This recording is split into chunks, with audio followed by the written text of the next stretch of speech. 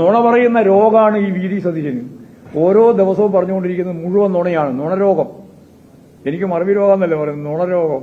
ഓരോ ദിവസവും രാവിലെ എഴുന്നേറ്റ് നുണ പറയുക എന്നുള്ളതാണ് വി ഡി സതീശന്റെ ഏറ്റവും പ്രധാനപ്പെട്ട ഒരു പണി. ആളെ പറ്റിക്കാൻ തന്നെയാണ്. ആളെ പറ്റിക്കാൻ തന്നെയല്ല നുണ പറയുന്നത്.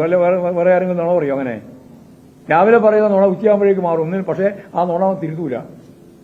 അതുകൊണ്ട് നുണരോഗത്തിന്റെ വ്യക്താവായിട്ട് മാറിയിരിക്കുകയാണ് വി ഡി സതീശൻ എന്ന കോർഡിനേറ്റർ. കോലീബി ഇവിടെ ഇനി ഒന്നും കൂടി പറഞ്ഞാലേ, ഒന്നും കൂടി അത് നിങ്ങൾ കൊടുക്കൂല. നിങ്ങൾ വെറുതെ ചോദ്യം ചോദിക്കുന്നത് വേറെ ആവശ്യത്തിനാണ്. ഞാൻ പറയുന്നത് നിങ്ങൾ കൊടുക്കും നോക്കാൻ ആളാ. ഞാൻ ഇപ്പൊ പറഞ്ഞ ഇതാണ്, കോലീബി ജമായത്തെ ഇസ്ലാമി സഖ്യത്തിന്റെ